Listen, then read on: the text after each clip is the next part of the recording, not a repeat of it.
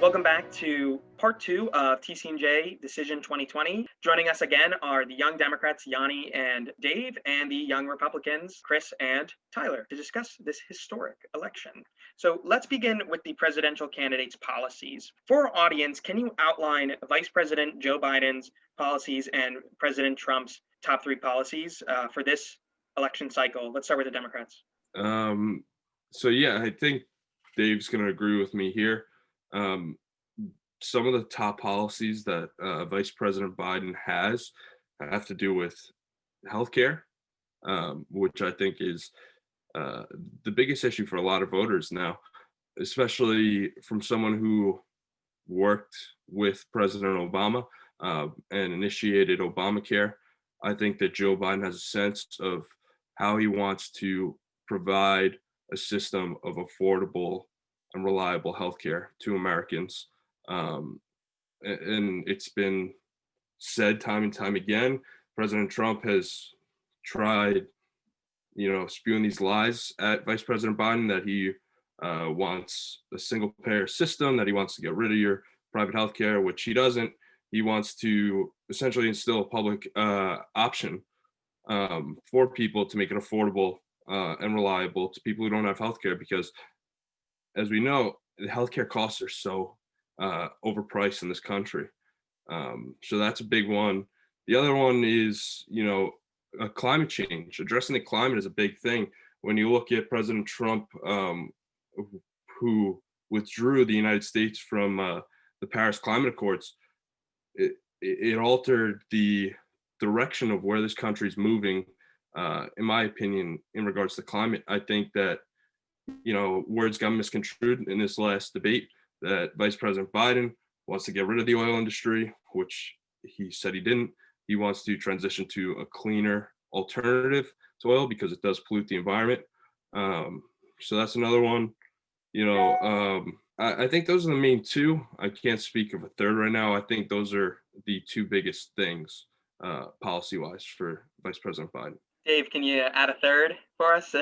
Yeah, I would just recap and agree with Yanni on those first two policies, and then I'll add a third. The third would be infrastructure, but I'll get to that in a second. So the first two policies that Yanni neatly articulated were environmental justice, reinstating the U.S. in the Paris Agreement. That's huge.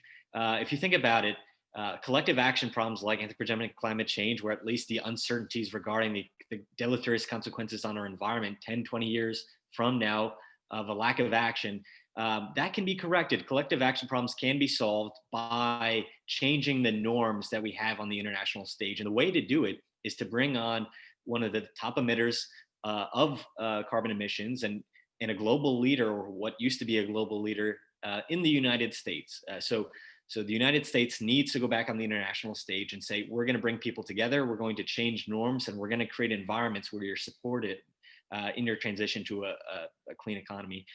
Healthcare, it's a failure of our institutions that 20 million people plus don't have access to health insurance. Now at a global, when we're having a global pandemic, those needs and the lack of access is exacerbated. And that's why we're seeing a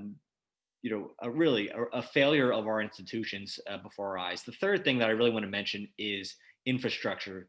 President Trump said that he was going to get a major infrastructure plan done with Democrats and Republicans both supporting it. That hasn't been done yet. What we see in China is their $1 trillion Belt and Road Initiative that's expanding their markets in East Asia, Southeast Asia. That's really going to radically change their economy and increase markets for their exports. The United States needs a modern infrastructure plan like Eisenhower's, right? We need to rebuild infrastructure, and we need to do so in a sustainable way. Joe Biden has pledged $2 trillion to do it. That's going to put, in the short term, Americans back to work. And in the long term, it's going to decrease prices for American goods internally and abroad. All right. So healthcare, climate change, and infrastructure for Joe Biden. What are Trump's top three initiatives and policies? Let's start with Tyler. Okay, so I'm going to try my best to kind of generalize three of them. So first of all, I think the Trump administration kind of campaigns on a few things. First of all, I think they campaign on this idea of like lower taxes. We will not raise your taxes. You will not be paying more. We will not be like pushing these programs in, these like Green New Deals that will cost you tons of like a significant increase in taxes and cost trillions of dollars to the country, putting us in more debt. You're pushing kind of that idea. You also have this other idea of like Trump has created this campaign of anti-socialism, right? And all democratic policies that like universal healthcare, those are socialist. And because of that, you shouldn't support that and you should support Trump. And as surprising as it may seem, that's actually probably a really big talking point for the Trump campaign and voters in general. People see like people hear, oh, my taxes are going to go up. Oh, I'm going to be putting money towards other people's healthcare. I don't want to do that. I don't want to help other people. That's my money. I earned it. And as a result, Trump's able to campaign on being anti-socialist. I will not raise your taxes. I'm trying to think of a third one, but I can't necessarily think of like a big Trump talking point, because at this point, a lot of the things he's done, he's like, I have secured you 3 Supreme Court seats. I have kind of created America first. I have America first on the foreign policies kind of spectrum. We will not take, any trash from any other country. We won't do anything that puts us in jeopardy or cost us money. And the economy. He's like, I will continue pushing the economy because prior to the coronavirus, he's advertised that America's economy was the best that it's ever been. He also says he's best for like, racial justice and all that. That's really primarily what he campaigns on. Chris, what would you outline the top 3 policies to be? Do you agree with Tyler's analysis? I would say more in Tyler's respect with the economy has been a big thing, is that he's going to put more money in your pockets by with middle class tax cuts, and to give the people more money, put more money in their pockets, just to help reform the healthcare system. He's already put in place. He's gotten rid of the individual mandate and put in an executive order that would put that helps Americans with pre-existing conditions not be taken off their health care, and the individual mandate, which probably was the worst part, I would say, of Obamacare. All right. Talking about all these policies and how they've held themselves up in this campaign, who's the moderate in this race? Is it President Trump? Is it Vice President Biden? What do you guys think? This is an open discussion. I mean, it's got to be Vice President Biden. If we're being honest, from when Trump first entered the race, me personally, I had no idea where this guy fell on the political scale. Vice President Biden has been, as Dave mentioned before, in that top 5th of moderate bipartisan senators. I think that he puts up the best argument for being a moderate in this race. I would agree with Yanni. And if you look at 1 year in the House alone, in 2019 to 2020, there were 400 bills that passed the House, didn't get through the Senate, didn't get signed into law by the president. That's not 100% the president's fault. That's partially the Senate's fault. But at the same time, we should see more bipartisanship from the president than we see from, say, someone like Joe Biden, who's been able to bring on Republicans to support him. And that happened in 2016 for Hillary Clinton. But what we're seeing is now large groups of people leave the Republican Party for this election and say, we're not going to vote for Trump, we're going to vote for Biden. I would say that the moderate in this race would probably be President Trump. Joe Biden, this entire race, has been kind of running on the fact that he's been a moderate, and he was, for the most part, in the primaries running and was showing the American people with his answers in debates that he was a moderate. But as his party, as the more progressive left wing of his party has been growing and being more adamant and more vocal in what they want, I feel like he's been pushed farther and farther that way. We've seen this through his nomination of Kamala Harris as his VP, who has been one of the most progressive senators in the Senate. She's tacked on to universal health care, the Green New Deal, all policies that even center-right people do not agree with whatsoever. He's also, after Trump nominated and the Senate almost just got her through, Amy Coney Barrett through the Judiciary Committee, and she's most likely going to be put on the Supreme Court. Joe Biden has touted the idea, but hasn't fully committed. But even the fact that he's touted the idea of adding justices to the Supreme Court, which even one of the most progressive presidents of our time, FDR, was not able to, because his more moderate base, his more moderate senators, Democratic senators, were not in favor of that. And I don't think, I would say that nobody in this almost the majority of people in this country are not in favor of putting an entire block or an entire branch of government on that, politicizing it basically, because in our founding, this was not supposed to be a political body. And if you basically just play with it in an election and using it that so heavily in an election, it basically just inherently politicizes the court.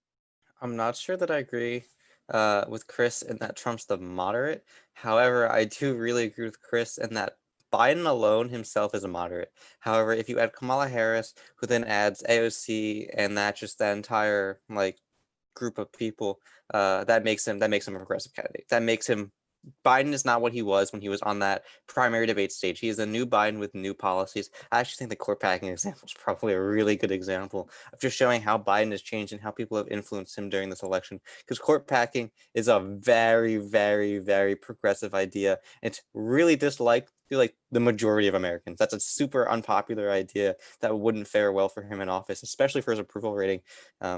Yeah, I would agree.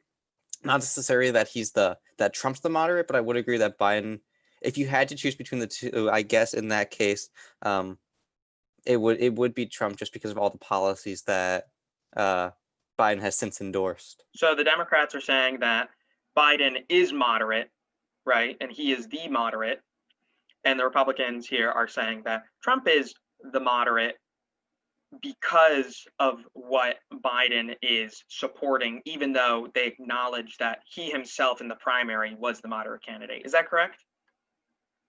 Interesting takes. So now I'd like you guys to make the case for the candidates. Chris, if you could repeat yourself there, what's the case for Trump? Like, why should people be voting for President Trump? His best area has definitely been foreign policy, in the fact that he's been able to create Middle East peace.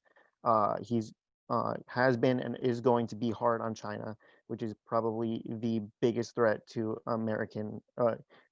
to not even American interests around the world, but international interests in general. They're a big threat to international interests. His ability to put up the First Step Act, which is huge in putting up reducing recidivism rates, and just his economic policies in general, and just putting more money into Americans' pockets, which is going to be huge if we're going to get through this recession that was created by the coronavirus. Tyler, what would you say? Would you agree with Chris's analysis? As far as Trump goes, people who would vote for him, it comes down a lot to, like, I'm gonna give an example of Jewish Americans, right? I'm Jewish, and my grandfather is a Holocaust survivor. He moved to America, and one of his biggest voting points on any candidate ever is how that president treats Israel, because that is his second home, and he loves it there.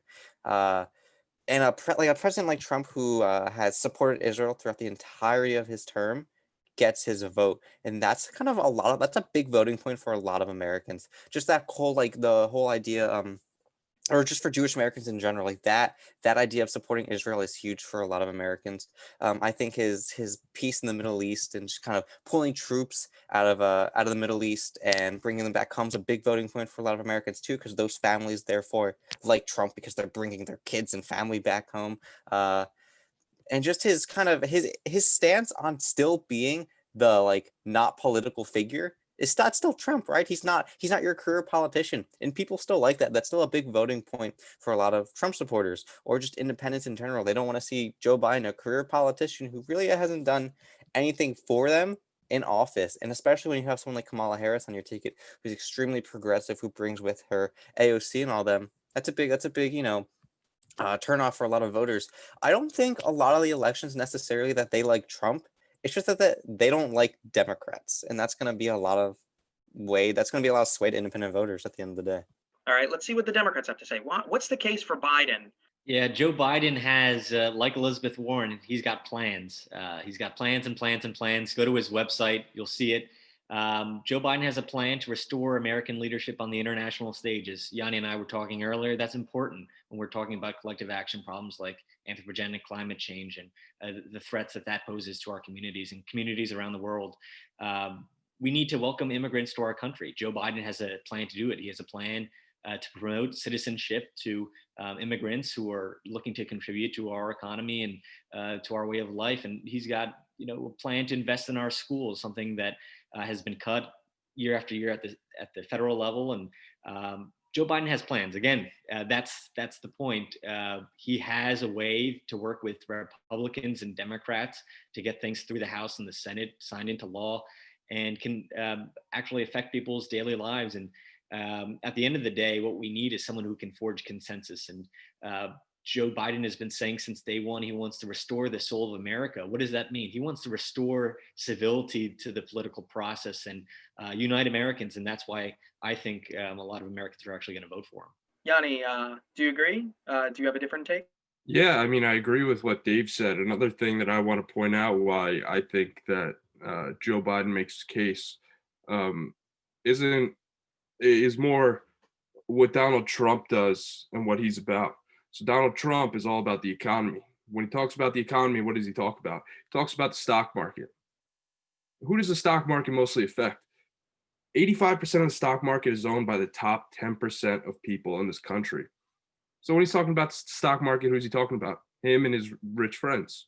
Another thing is he's been riding the coattails of Joe Biden. In 2008, we had the greatest economic recession that this country has ever seen. And who was there to create a new thriving economy? It was President Obama and Vice President Joe Biden. Vice President Biden created a new thriving economy that Trump has been riding the coattails of. He didn't create it. In 4 years, he didn't do much. He's actually lost more jobs than he's created since he's come into office. And he's saying that it's the past administration's fault. But Vice President Biden worked with President Obama to fix the economy, to help the average American person, to provide health care, to create plans for climate change. And all those issues, in my opinion, are what affect Americans in daily life. So I think that Vice President Biden has showed in the past what he's capable of, what he wants to do.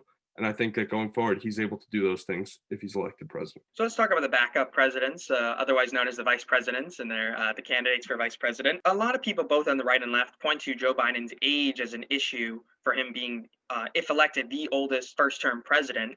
And one thing that I'd like to say is we can't forget that President Trump is also in his 70s. Now, what do Democrats think about Kamala Harris? Are they excited about her, or do they think she was not the right choice?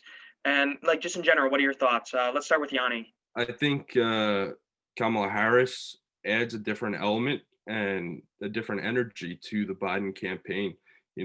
Going back before to the argument about moderates, Joe Biden, in comparison to Kamala Harris, is very moderate.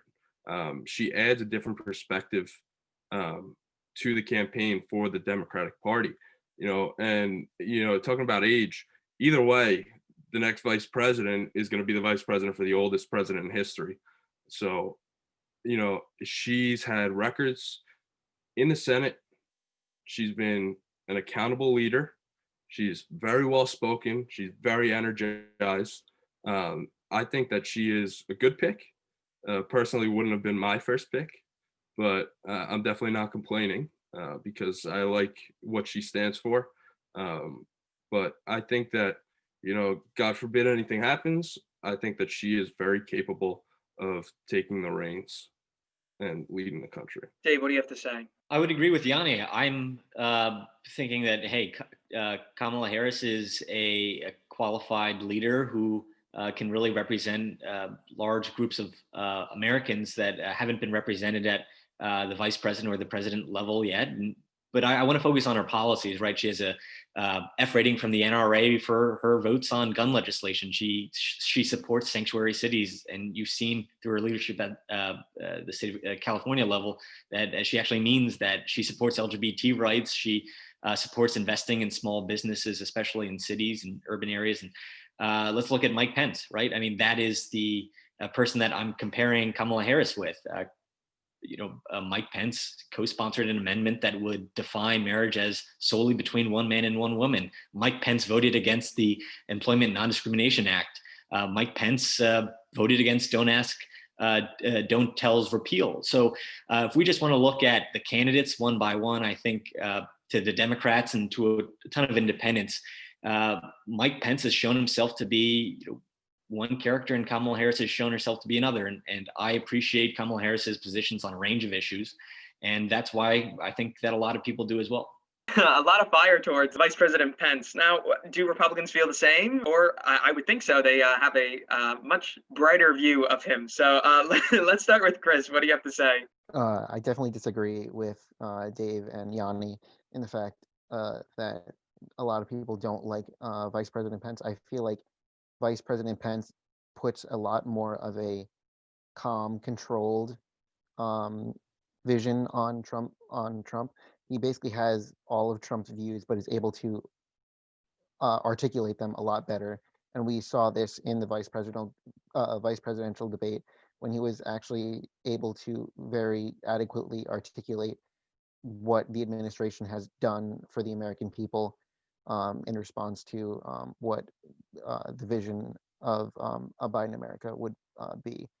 I also think that he shows a lot of good family values. He's a good family man. He's got a wife, kids, and I just think he's an overall solid pick as a vice president. Tyler, what do you have to say about that? Do you agree, or do you have a different? I sorry. I agree with people. I agree with each person in its own way. I don't agree with a lot of Pence's views, like his amendment to define like marriage is just between a man and a woman. Like that's not good. A lot of Pence's beliefs are just based off the Bible, which I don't think is actually progressive to the country in any way. However, at the end of the day, Pence is kind of like this is going to come off offensive. It's not supposed to be. He's kind of like a dog. He will do whatever who's in charge says, or he'll follow anyone's lead. I don't think Pence would necessarily make a bad president because of that. If Trump were to pass away in office, or just get impeached, convicted, whatever gets him out of office, let's say, I don't think Pence would be a terrible president because I think he's A, controlled, and B, I don't think he'd actually do anything like significant. I think he'd just be a lame duck president. I think Harris is a more important candidate, though, because I think it's really important that we kind of have a woman in office. I think that really helps. Just like the whole feminist movement, and just in general, that entire like movement that's been going on since women were able to vote. I think it's important that we kind of get that done in 2020. So I actually think Harris is the better candidate because of that. I think she's more progressive for the future of America, and Pence doesn't actually bring anything valuable. And just because maybe he's a family man, so is Joe Biden, so is Harris. All these people have families, they're all parents, they've all lived their lives. I don't think it makes a difference. I don't think Pence's views necessarily even align with Trump. Like, Trump's not even for an amendment that would just define marriage between a man and a woman. That's far for Trump too. Pence is in his own sphere, and I just don't think he's good for America in that sense. You said before that you don't think he would make a bad president. Do you think that Kamala Harris would make a good president in comparison? Do you think she would be a better choice? Like you said, that she's the better candidate in comparison to Mike Pence. So are you saying that maybe a woman Republican would have been a better choice? Oh, yeah, yes, most definitely. I think, call me, just like jumping on the bandwagon. I don't think Nikki Haley's a terrible choice for Republicans. She's popular. All right, interesting takes from this. So let's move on to LTV's forecast of this election. So this forecast is not based on margins, but more on the likeliness and kind of what makes sense for each person who will win that state. So we are predicting that 204 electoral votes will be safe for President Trump, while 248 will be safe for Vice President Biden. All the likely states, the ones that are colored in light red or light blue, and all the ones in gray, the toss-up states, are races to watch. And even if a state is likely, whether likely blue or likely red, our forecast does not think it would be impossible or out of the blue, or maybe out of the red in this case, to go to the other candidate. 538 does predict Joe Biden winning the election with over 300 electoral votes. So do you agree with LTV's characterization or 538's characterization of the election, or could we be wrong? I think that Wisconsin as well as Pennsylvania are less of a toss-up than people think they are, especially in terms of Pennsylvania, especially after Vice President Biden's comments about fracking and that he eventually wants to get rid of them, get rid of fracking and to move towards more renewable energy that would take a lot of jobs away from people in Pennsylvania. So I definitely think that will hurt him in Pennsylvania. I agree with Chris in that Pennsylvania might be less of a toss-up.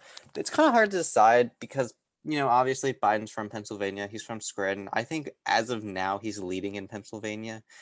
Obviously, anything can change on election day. But I would also agree that his comments about fracking and just that whole disagreement in the party really threw them off. And as a result, I think that makes Pennsylvania a toss-up because people don't want to lose their jobs. It's a big market in Pennsylvania. So I think it is a toss-up. I think it could, if it goes Trump, that would really hurt Biden because that's his home state. And when a president loses their home state, it never looks good for them. As for a state like Florida, I think Florida's less of a toss-up. I think Florida's been pretty consistently Trump most of these years. I don't think it's gonna swing as hard as people would expect it to.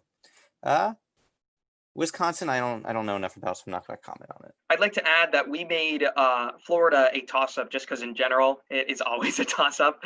And yeah. And also for this election specifically, in 2018, they took out the felon no voting law that they had in Florida. So that could shake it up either to make Trump more popular because of the First Step Act, or they could support Biden. Who knows? So let's see what the Democrats have to say. I just want to go off of one of those points that Chris made in regards to Pennsylvania and the fracking and moving away towards a clean energy type of system. I think Republicans, I don't want to label anyone, but they're using this as an attack on Joe Biden, saying that he's going to cut jobs there. But in reality, if you move to a different alternative energy source, you're still creating jobs in that field. So there's jobs being created there. I think Pennsylvania isn't as big of a toss-up. I do think Joe Biden, being from there, has some traction. Another interesting point that you have likely Democrat is Maine. I think that Maine is a strong Democrat, being that Susan Collins is also about to lose her Senate seat. It's going to change there. Another interesting point that I want to put out is Arizona hasn't been in play as, a swing state in a presidential election since 1996. So the fact that it's, in play in this election is really intriguing to me. I'm curious to see where it goes. I have no opinion or idea where it's going to go, but I think that as well as North Carolina could be two of those interesting states that could decide the election. It also comes down to their Senate races as well. So I'm interested to see where they go, as you have them as a toss-up. So I'm interested to see what they turn out to be. Yeah, I would certainly agree with Yanni's assessment. I really do want to focus on Pennsylvania. Biden camp set up shop in Pennsylvania. That's where their headquarters has been since the summer of last year. And we see a lot of New Jersey voters and politicos who are going into Pennsylvania and doing a lot of grassroots organizing there. So what we're seeing is we're seeing people from other states go into Pennsylvania, organize. And why are they doing it? Well, right now, Ferris, you have Democrats as, having 248, electoral votes. If Biden gets Pennsylvania, that's, 2 away from 270. That would mean that Biden wouldn't even have to get North Carolina or Arizona or Florida, where polls show that he's up right now. All he would have to do is get something like Montana, where Steve Bullock is, I think he's down like 1% in the polls. He's the former governor of Montana. You look at the Senate race in Kentucky, the Ditch Mitch campaign with McGrath. there are, states that you have as Republican, and I would agree with your assessment that it's going to be difficult for Democrats to win, but all it takes is one for the Democrats, plus Pennsylvania. They don't even have to win another swing state. All right, interesting takes. Just to wrap up, our LTV poll found that 97% of TCNJ students strongly or somewhat agree that the United States is a divided country. Unity is going to require compromise and agreement between parties, politicians, and most importantly, people such as ourselves. So, is there any cause or issue where young Republicans and Democrats agree on or agree that there needs to be something done that can bring us together? I would say probably I think there are a few big ones. I think climate change is one that Republicans and Democrats both agree on, or at least young Republicans and young Democrats agree on, that kind of has these like self-explanatory solutions that we can all come together to work and fight for. It's just the fact that like such a partisan Congress exists right now is why we can't get stuff passed through. And I think another one's kind of racial justice and the whole issue of police brutality. I think a lot more young Republicans and younger Democrats can get behind that than people think. It's just the people who are obviously controlling the political spectrum right now that aren't getting any progress made. But as for like the young people go, I think we all know what needs to be fixed and what needs to be done for this country.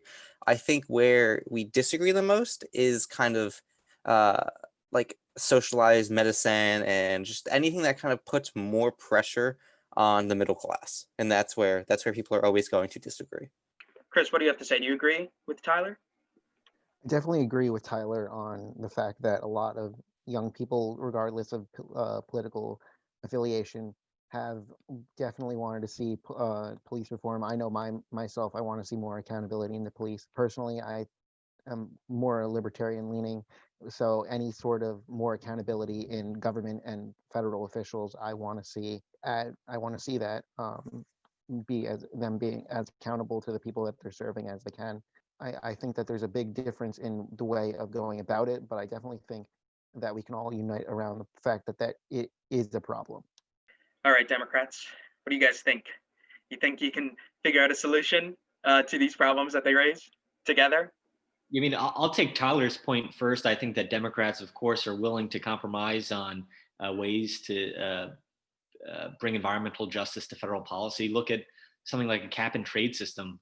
It's a market-based mechanism, so we're using price signals to adequately reflect the social cost of carbon. These are things that could be done, and we were so close in the Obama administration to getting a federal cap and trade policy done. I think House Democrats still have nightmares from how close they were and the fact that they didn't get anything done.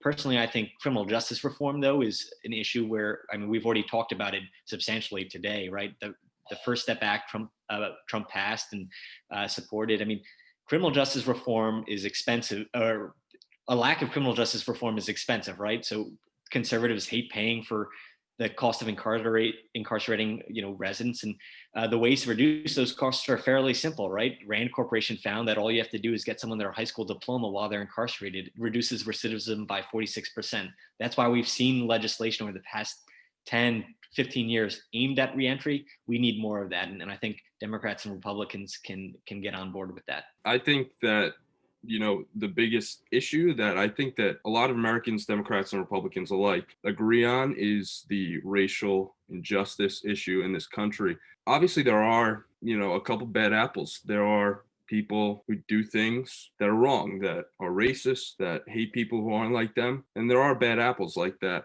But I think for the most part, Democrats and Republicans alike have these morals that everyone is equal, that everyone should be treated the same, and it should be relayed into these policies. And another thing, President Trump said that Joe Biden wants to defund the police. Joe Biden never said that. Defunding the police isn't a realistic thing. We need law enforcement. I don't have an exact statistic, but let's say 9 out of 10 law enforcement officials are good people. There's that one bad apple. So that has to be addressed. There has to be measures taken in order to address these instances, and there has to be some kind of systems put in place that especially law enforcement understands how to handle these situations correctly, because I feel that deep down we all agree none of this stuff should be happening, that no person deserves to be treated any differently.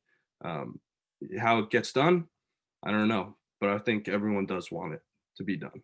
All right, for everyone watching, so our two objectives as a community, whether you're a Democrat, Republican, or independent, we want to get the criminal justice system and racial justice done, and we need to get climate change stuff done. So that's what we have to advocate for, where we can look eye to eye. That's what we're saying here. So I'd like to thank Chris and Tyler from the Young Republicans, and I'd like to thank Dave and Yanni from the Young Democrats for joining us. And for decided and undecided voters, please make sure to vote this November. And I thank you all for watching, and may God bless America. Thank you.